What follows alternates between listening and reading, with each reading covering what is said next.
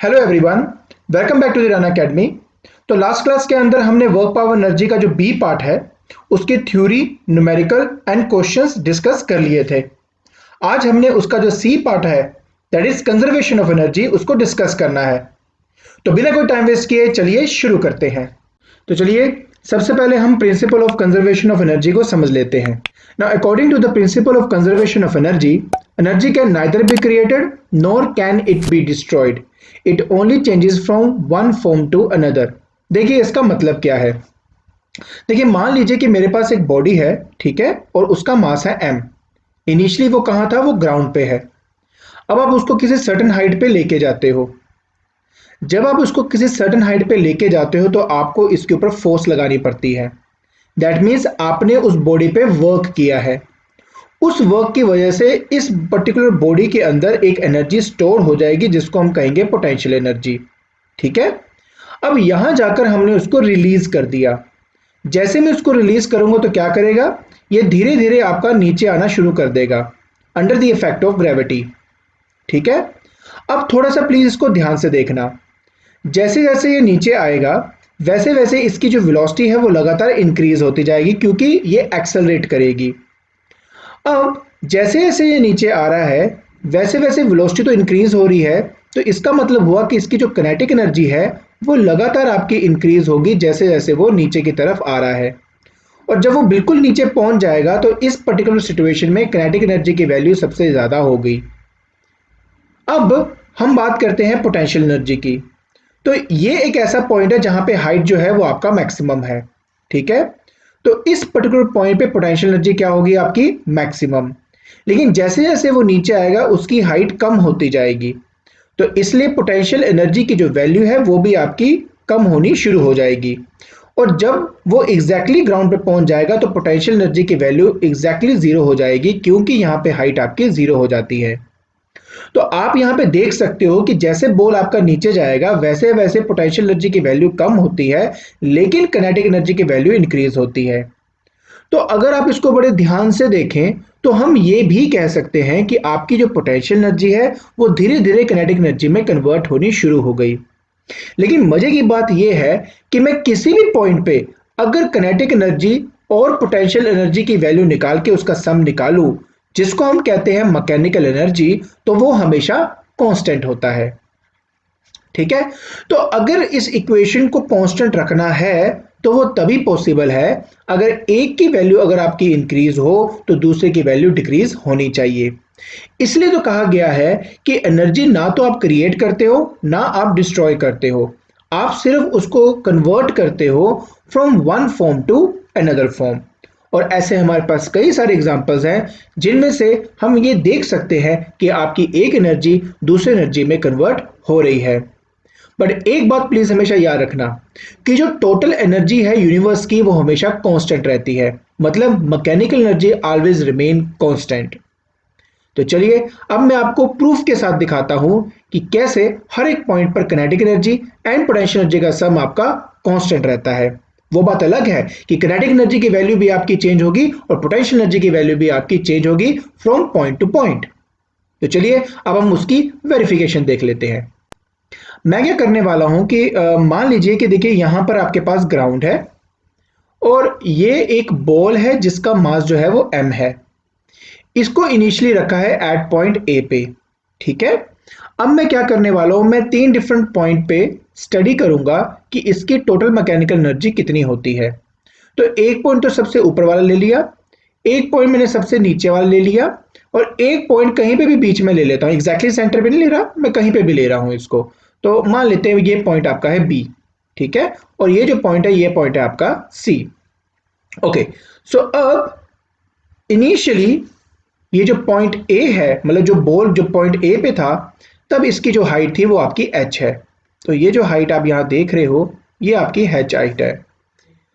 इसके बाद हम क्या कहेंगे, फिर ए से बी के बीच में जो ये लेंथ कवर करेगा वो मान लेते हैं कि आपकी एक्स है। तो ऑटोमेटिकली ये जो बाकी की लेंथ रह गई ये आपकी हो जाएगी एच माइनस एक्स। ठीक है। तो हमने क्या किया, थ्री डिफरेंट पॉइंट्स कंसिडर कर लिए, that is A B and C. अब हम क्या करेंगे, पहले हम ए पॉइंट के ऊपर potential energy and kinetic energy find करेंगे, उनका एडिशन करेंगे, फिर बी पॉइंट पे करेंगे, फिर सी पॉइंट पे करेंगे। अगर इन तीनों पॉइंट्स पे उनका जो सम है अगर वो कांस्टेंट आ जाता है तो हमारी जो इक्वेशन है that is kinetic energy plus potential energy is equal to constant, वो वेरीफाई हो जाएगा। तो चलिए पॉइंट ए के लिए शुरू करते हैं। तो सबसे पहले मैं लिखूंगा एट पॉइंट ए, ठीक है। तो एक काम करते हैं, सबसे पहले इसकी पोटेंशियल एनर्जी फाइंड करते हैं। सो पोटेंशियल एनर्जी का फॉर्मूला होता है एम जी एच। एच मतलब होता है हाइट फ्रॉम द ग्राउंड, हमेशा फ्रॉम द ग्राउंड देखते हैं। तो देखिए ये जो बॉल है इसका मास तो m है, तो मैंने यहाँ पे m ले लिया, g acceleration due to gravity हुई, और देखिए ये h हाइट पे रखा हुआ है, तो यहाँ पे आ जाएगा mgh। क्योंकि इनिशियली यहाँ पे ये रेस्ट पे था, सो देयरफॉर इसकी इनिशियल वेलोसिटी है आपकी 0, और इसी वजह से जो काइनेटिक एनर्जी है एट पॉइंट ए, इसको मैं a लिख देता हूँ, एट पॉइंट ए हो जाएगा हाफ इंटू एम इंटू 0 का स्क्वायर, तो आंसर आ जाएगा 0। तो अब अगर मुझे मैकेनिकल एनर्जी फाइंड करनी है एट पॉइंट ए, सो वो होगा potential energy at point A plus kinetic energy at point A, तो जिसका सम आपके पास आ जाता है mgh। तो ये तो था आपका ए पार्ट के ऊपर टोटल मैकेनिकल एनर्जी। तो चलिए अब हम बात करते हैं पॉइंट बी की।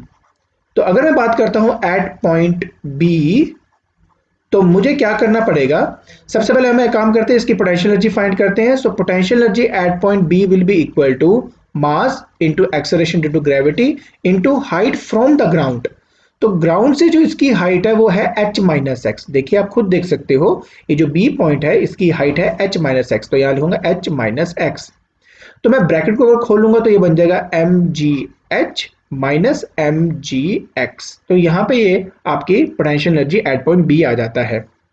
अब मुझे निकालना है kinetic energy at point B, but पहले मुझे ये भी तो फाइंड करना पड़ेगा कि बी पॉइंट पे जब ये बॉल पहुंचा तब उसकी वेलोसिटी क्या थी।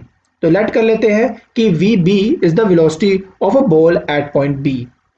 तो देखिए बहुत सिंपल से एक्सप्रेशन में यूज करूंगा, मैं यूज करने वाला हूं v square minus u square equal to 2gh। देखिए नॉर्मली हम ये वाला फॉर्मूला यूज तब करते हैं जब ये फ्री फॉल होता है, तो एक्सेलरेशन की जगह पे आ जाता है acceleration due to gravity.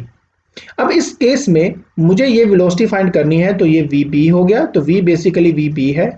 Initially ये रेस्ट पे था तो यू 0 हो जाएगा, और ये h का मतलब होता है कितना इसने डिस्टेंस ट्रेवल किया। तो देखिए a से b तक ये सिर्फ x ही ट्रेवल कर पाया, तो h की जगह पे यहाँ पे आ जाएगा x। ठीक हो गया।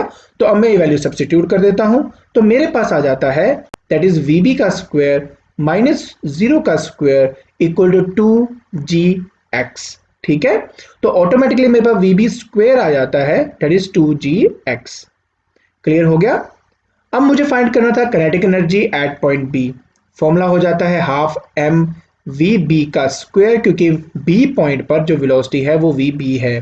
तो देखिए अब मैं क्या करूंगा, मैं उसकी जो वैल्यू है वो सब्स्टिट्यूट करूंगा, तो half M that is 2gx। आप यहां देख सकते हो जो वी बी स्क्वायर है वो आपका 2gx है, तो 2 से 2 आपका कैंसिल हो गया, तो आंसर आ जाएगा mgx।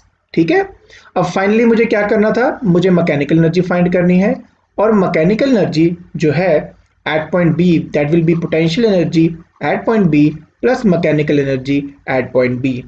तो इनकी जो वैल्यूज है सब्स्टिट्यूट करूं तो आएगा mgh माइनस mgx, ये मेरी पोटेंशियल एनर्जी की वैल्यू हुई जो मैंने यहां से डाली, प्लस mgx, ये मेरी काइनेटिक एनर्जी की वैल्यू हुई जो मैंने यहां से डाली। तो देखिए कैंसिल हो गया, तो फाइनल रिजल्ट आपके पास आता है mgh। देखा आपने कितना आसान था। सो ऑटोमेटिकली अब आपने यहां पे प्रूव कर दिया कि ए पॉइंट पर जो मैकेनिकल एनर्जी थी वो mgh है, तो बी पॉइंट पर भी जो आपकी मैकेनिकल एनर्जी आ रही है वो आपका mgh आ रहा है। ठीक है, तो चलिए अब हमारा सी पॉइंट ही तो रह गया, चलो वो भी सॉल्व करके देख लेते हैं। ठीक है, देखिए कैसे करेंगे। अब मैं क्या करने लगा हूं, पहले मैं इसका कलर चेंज कर देता हूं ताकि समझ में आना शुरू हो जाए। तो अब मैं निकालता हूं एट पॉइंट सी पे।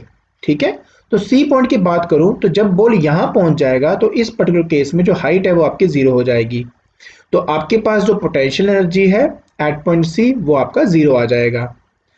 अब मुझे ये पता करना है कि सी पॉइंट पे मेरे पार्टिकल की या मेरे बॉडी की, ये बेसिकली मैं यहाँ पे बॉल लिया है तो उसकी वेलोसिटी क्या है। तो लेट कर लेते हैं कि जो वी सी है वो आपकी वेलोसिटी है एट पॉइंट सी। तो अब मैं क्या करूंगा, देखिए, तो मैं अब अप्लाई करने वाला हूं formula, that is v square minus u square equal to 2gh। ठीक है, तो v की जगह पे वी सी का स्क्वायर आ जाएगा माइनस, इनिशियली ये क्या था रेस्ट पे, तो यहाँ पे मैंने जीरो का स्क्वायर डाल दिया, is equal to 2 into g into h. H होता है जितना उसने डिस्टेंस ट्रेवल किया है। तो ऊपर से नीचे तक उसने कितना ट्रेवल किया, उसने एच हाइट ही बेसिकली ट्रेवल करी, तो यहाँ पे एच ही रहने दूंगा मैं। सो ऑटोमेटिकली आपके पास जो वी सी का स्क्वायर है वो आ जाता है, दैट इज 2gh। ठीक है, चलिए अब मैं काम करता हूं, यहां पे कर देता हूं। So kinetic energy at point C will be equal to half M V C का स्क्वायर। तो वी सी जो का स्क्वायर है वो तो आपको ऑलरेडी पता है, यहाँ पे 2gh डाल दूंगा। देखिए 2 से 2 कैंसिल, आपका आंसर आ जाता है mgh। तो mechanical energy at point C will be kinetic energy at point C plus potential energy at point C. तो अगर इन दोनों का सम निकालूं, देखिए काइनेटिक एनर्जी जो है सी पे वो mgh है, potential energy at C zero है, तो सम निकालूंगा तो फिर से आ जाएगा mgh।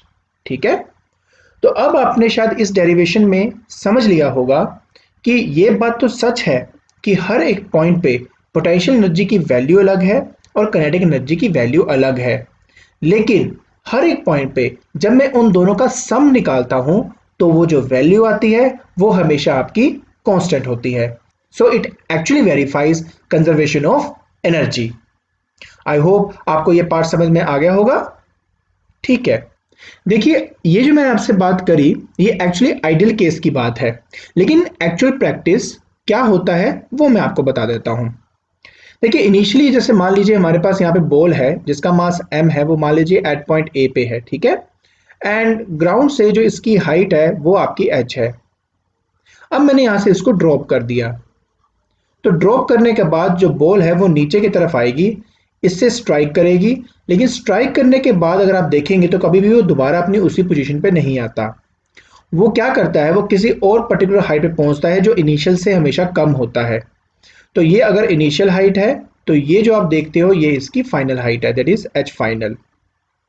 तो अब मन में ये बात आता है कि अगर आपकी पोटेंशियल एनर्जी काइनेटिक एनर्जी में कन्वर्ट हो रही है तो दोबारा काइनेटिक एनर्जी पोटेंशियल एनर्जी में कन्वर्ट होना चाहिए और इस बॉल को दोबारा उसी पोजीशन पे आना चाहिए जहां से आपने इसको ड्रॉप किया था। बट इन एक्चुअल प्रैक्टिस ऐसा नहीं होता। जब आपकी बॉडी ऊपर से नीचे आती है और जब वो किसी सरफेस से स्ट्राइक करती है तो इसकी जो पोटेंशियल एनर्जी है वो सारी की सारी काइनेटिक एनर्जी में कन्वर्ट नहीं होती। कुछ पार्ट जो है वो आपका हीट एंड साउंड एनर्जी में भी कन्वर्ट हो जाता है। अब ये दो चीजें ऐसी हैं जिनको तो मैं कैलकुलेट नहीं कर पाता, इसलिए हम प्रिज्यूम कर लेते हैं कि हमारी जो पूरी की पूरी पोटेंशियल एनर्जी है वो काइनेटिक एनर्जी में कन्वर्ट हो जाती है। लेकिन ये वो फॉर्म ऑफ एनर्जी है जिस फॉर्म में कुछ एनर्जी आपकी वेस्ट हो जाती है, इसलिए जो बाकी आपकी काइनेटिक एनर्जी होती है उस बॉडी के अंदर वो उसको किसी और सर्टेन हाइट तक ही ले जा पाता है। आई होप ये समझ में आ गया होगा।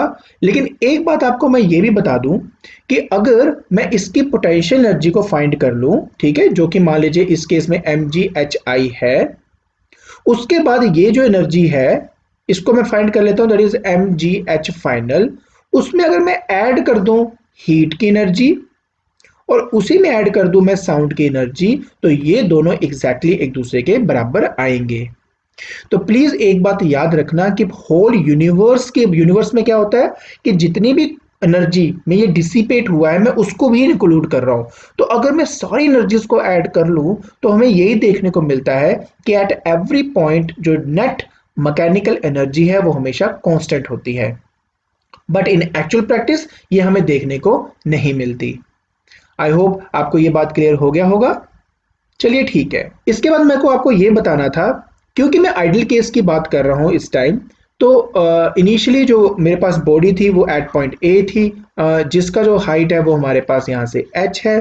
तो जैसे ये बॉडी आपकी ग्राउंड पे पहुंचेगी, जैसे ही वो यहाँ पहुंचेगी आपकी सारी की सारी पोटेंशियल एनर्जी काइनेटिक एनर्जी में कन्वर्ट हो जाएगी। ये मैं आइडियल केस की बात कर रहा हूँ और आपके केस में हम आइडियल केस ही स्टडी करते जाएंगे।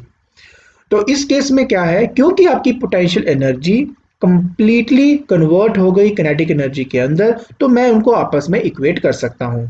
ऐसे सिनेरियो में अगर मैं पोटेंशियल एनर्जी की वैल्यू डालूं that is m ji h, और किनेटिक एनर्जी की डालूं that is half M v का स्क्वायर, तो यहां से एम से एम कैंसिल होगा और आपके पास वी आ जाता है अंडर 2gh। तो इस फॉर्मूले की हेल्प से आप ये बता सकते हो कि मेरे उस बॉडी की क्या वेलोसिटी होगी जब वो ग्राउंड पे पहुंचेगा। और इसको उल्टा भी कह सकते हो, मतलब कि अगर मैं किसी बॉडी को नीचे से ऊपर फेंकता हूं विद ए वेलोसिटी v, तो वो कितनी हाइट अटेन करेगा, कितनी हाइट अटेन करेगा, वो भी आप इसी फॉर्मूले से कैलकुलेट कर सकते हो, अगर ऑफ कोर्स मैं एयर फ्रिक्शंस और इन सब चीजों को निगलेक्ट करता हूं। ठीक है, तो याद रखना ये आइडियल केस की बात हो रही है, जब आपकी पूरी की पूरी काइनेटिक एनर्जी पोटेंशियल एनर्जी में कन्वर्ट होती है, तो आप डायरेक्टली इस फॉर्मूले से आप वेलोसिटी पता कर सकते हो, एंड इवन आप इसी फॉर्मूले से वो हाइट पता कर सकते हो जब आप किसी बॉडी को किसी सर्टेन वेलोसिटी के साथ ऊपर की तरफ फेंकते हो। आई होप आपको ये वाली बात समझ में आ गई होगी। तो ठीक है, तो इस आइडियल केस के अंदर ही अगर मान लीजिए मैं ग्राफ बनाता हूं, किसके बीच में, अपनी एनर्जी के बीच में and height from the ground से, हाइट फ्रॉम द ग्राउंड। तो बेसिकली मैं यहां पे ग्राफ बना रहा हूं एनर्जी एंड हाइट के बीच में। तो मुझे एक चीज तो समझ में आ रही थी कि जैसे जैसे आपकी हाइट बढ़ती है पोटेंशियल एनर्जी बढ़ती है। सो देयरफॉर देखिए, आप यहां पे देखिए, ये आपका mgh है ना, तो m कांस्टेंट h कांस्टेंट, तो पोटेंशियल एनर्जी किसके बराबर है, सीधा h के बराबर हुआ। तो जैसे जैसे आपकी हाइट बढ़ती है वैसे वैसे आपकी जो पोटेंशियल एनर्जी है वो भी बढ़ती है। तो ये जो ग्राफ आप देखते हो ये आपकी पोटेंशियल एनर्जी का ग्राफ है। तो ये जो आप हाईएस्ट पॉइंट यहां देख रहे हो, इस हाईएस्ट पॉइंट पे क्या एनर्जी होती है, अभी मैंने बताया दैट इज mgh। ठीक है, उसी तरह जब आप किसी को नीचे से ऊपर फेंकते हो, जैसे जैसे हाइट बढ़ेगी पोटेंशियल एनर्जी बढ़ेगी, लेकिन जब आप नीचे से फेंकते हो तो ये वो पॉइंट है जहां पे काइनेटिक एनर्जी की वैल्यू मैक्सिमम होती है। और मैंने आपको अभी बताया कि आपकी जो काइनेटिक एनर्जी है वही पोटेंशियल एनर्जी में कन्वर्ट होती है, इसलिए ग्राफ आप यहां से शुरू करेंगे ऊपर से ही। तो जैसे जैसे हाइट बढ़ती है काइनेटिक एनर्जी कम होती है, एक पॉइंट आता है जब आपकी पूरी की पूरी जो काइनेटिक एनर्जी है वो पोटेंशियल एनर्जी में कन्वर्ट हो जाती है। ठीक है, तो ये आपका mgh हो गया।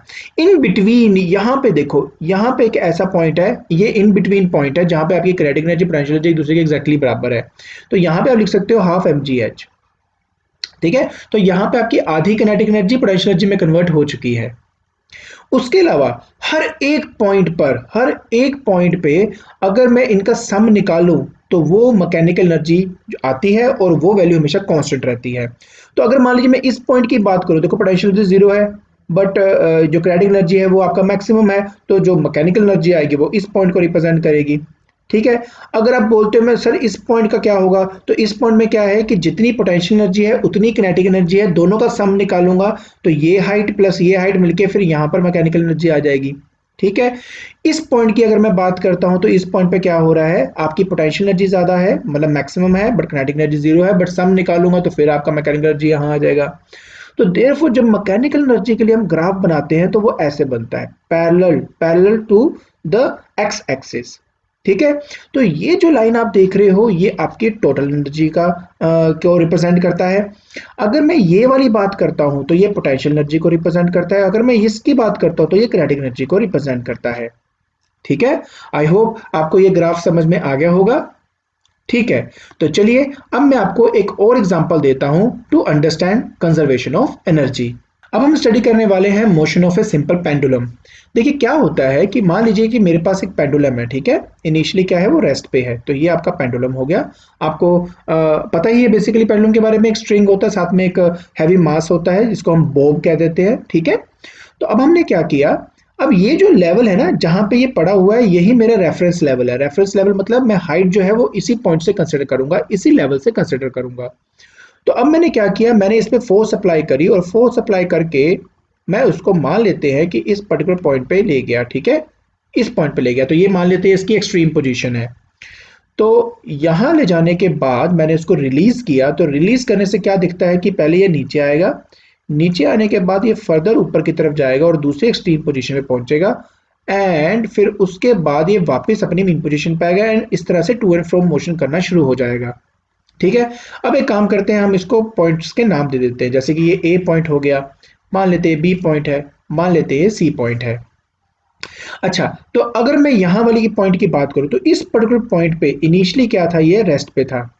ठीक है, तो काइनेटिक एनर्जी इस पॉइंट पे हो जाती है जीरो, लेकिन यहां पर इसकी एक हाइट h है, सो देयरफॉर इसमें जो पोटेंशियल एनर्जी है वो आपकी हो जाएगी mgh। जैसे मैं यहां से रिलीज करके उसको नीचे भेजता हूं, तो बी पॉइंट पे आते ही क्या होता है, यहां पे उसके पास मिलती है वेलोसिटी। तो मतलब ये एक ऐसा पॉइंट आ गया जहां पर काइनेटिक एनर्जी होगी, बट कितनी होगी, वो एक्चुअली में होगी mgh के। और ये रीजन ये है क्योंकि आपकी सारी की सारी पोटेंशियल एनर्जी जब वो यहां पहुंचेगा तो हाइट जीरो हो रही है, इसलिए आपकी सारी की सारी पोटेंशियल एनर्जी काइनेटिक एनर्जी में कन्वर्ट हो जाती है। तो इस पर्टिकुलर पॉइंट पे आपकी पोटेंशियल एनर्जी की वैल्यू है जीरो। और जब ये यहां पे सी पॉइंट पे पहुंचेगा, तो मैंने कहा ना कि ये आइडल केस की बात करो तो इसलिए वही सेम हाइट पे पहुंचेगा, दैट इज एच। तो इसी केस में क्या होगा, यहां पे जैसे ही पहुंचेगा किसी एक इंस्टेंट के लिए आपकी जो बोब है वो रेस्ट पे आ जाता है। तो मतलब काइनेटिक एनर्जी सी पॉइंट पे क्या हो जाएगा, जीरो, और पोटेंशियल एनर्जी हो जाएगी आपकी mgh। तो नाउ इस पूरे सिनेरियो के अंदर आप देख रहे हो कि आपकी पोटेंशियल एनर्जी पहले काइनेटिक एनर्जी में कन्वर्ट होती है, काइनेटिक एनर्जी फिर पोटेंशियल एनर्जी में कन्वर्ट होती है, और उसी तरह ये लगातार ऐसे चलता रहता है। क्लियर हो गया। सो कहने की बात सिर्फ ये है कि आप अगर चाहे तो इन दोनों को इक्वेट कर सकते हो अपनी एक्सट्रीम और मीन पोजीशन के बीच में।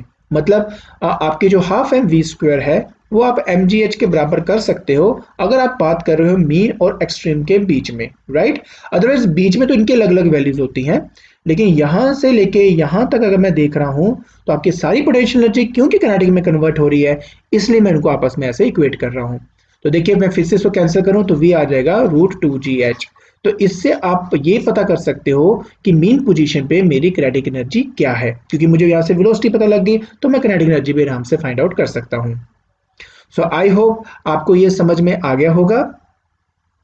ठीक है, तो आज के लेक्चर के अंदर हमने स्टडी किया कंजर्वेशन ऑफ एनर्जी के बारे में, एंड इवन मैंने आपको वेरीफाई करके दिखाया कि हर एक पॉइंट पर अगर हम देखें तो पोटेंशियल एनर्जी डिफरेंट हो सकती है, काइनेटिक एनर्जी डिफरेंट हो सकती है, लेकिन उनका जो सम है वो हमेशा क्या होता है, कांस्टेंट। उसके बाद मैंने आपको एक इलस्ट्रेशन और दी जिसके अंदर आप देख सकते हो कि पेंडुलम के केस के अंदर भी कंजर्वेशन एनर्जी टेक प्लेस करती है। बस एक बात याद रखना कि ये जो भी बात हो रही है ये आइडियल केस के बारे में बात हो रही है, जिसमें हम फोर्स ऑफ फ्रिक्शन को इंक्लूड नहीं करते हैं। ठीक है, तो और यही मान के चलते हैं कि आपकी सारी की सारी potential energy actually kinetic energy में कन्वर्ट हो जाती है। आई होप आपको आज का लेक्चर समझ में आ गया होगा। तो अब आप क्या करेंगे, अब आप जल्दी से डिस्क्रिप्शन बॉक्स में जाइए और इसके नोट्स डाउनलोड कर लीजिए। आज के लिए बस इतना ही।